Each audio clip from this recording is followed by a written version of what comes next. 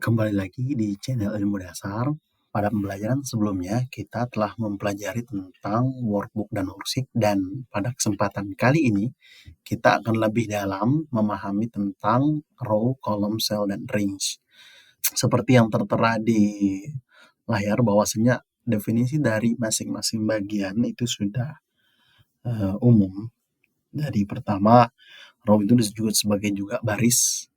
Ada bagian worksheet yang melintang horizontal dari kanan ke kiri dan ditandai dengan angka 1, 2. Jadi ini yang disebut sebagai row atau baris.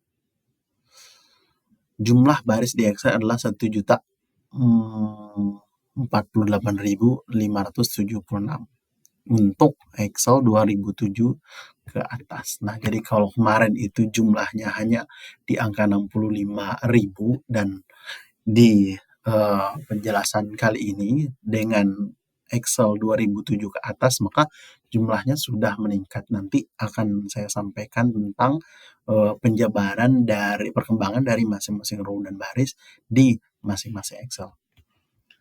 Kemudian kolom adalah bagian dari worksheet yang melintang vertikal. Nah, jadi ini melintang vertikal dari atas ke bawah dan ditandai dengan huruf A, B, C, dan seterusnya. Jumlah kolom di Excel di angka 16.383 dari A sampai dengan XFD untuk Excel 2007 ke atas. Nah, kalau misalnya kita lihat ke sini, ini adalah baris dan ini adalah nama baris dari 1 sampai 2. Kemudian ini adalah kolom dan ini yang di atas ini adalah nama kolom. Jadi cara kita mengklik baris, kemudian cara kita memblok satu baris, begitu juga cara mengklik kolom dan memblok satu kolom. Kemudian kita akan pindah ke sheet berikutnya. Di sheet ini menjelaskan tentang varian daripada Microsoft Excel dengan jumlah baris dan jumlah row. Nah, kalau kita melihat dari Excel 5, 96, 97 sampai dengan 2003, nah ini jumlah row dan baris masih di angka 65.000, sementara kolomnya di angka 256. Sementara di Microsoft Excel 2007 sampai dengan Excel 365, maka jumlahnya sudah di angka 1.048.576 sampai dengan 16.384. Dan yang saya gunakan ini merupakan versi Excel 365.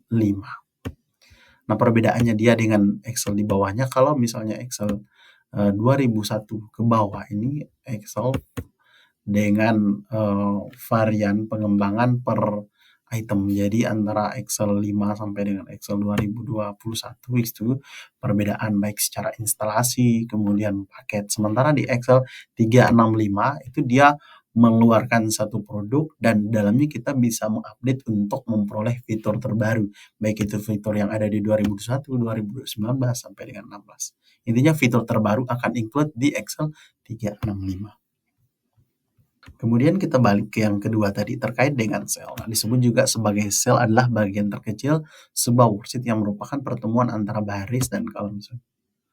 Misalnya di B5 adalah pertemuan kolom B baris ke-5. Misalnya di B5, B baris ke-5. Nah, di sini pada saat kita mengklik, maka di sini ada name box, jadi akan menampilkan nama daripada sel yang sedang kita klik. Di sini C3, kemudian E3. Kemudian range. Nah, range ini rentang. Disebut dengan rentang adalah gabungan atau kumpulan dari beberapa sel.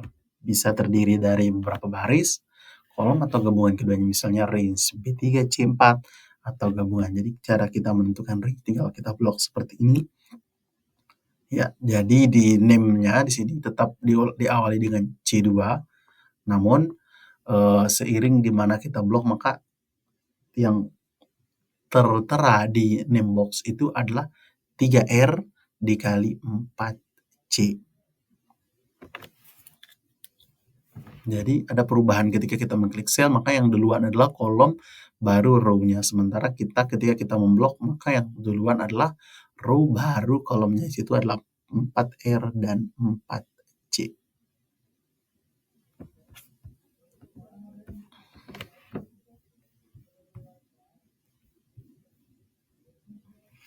Terkait dengan perpindahan antar sel, ya kita bisa memindahkan, tinggal klik atau bisa menggunakan page up, page down, kemudian ketika kita ingin ke row yang paling bawah, kita bisa kontrol page down, maka dia berada di angka 1 juta sekian.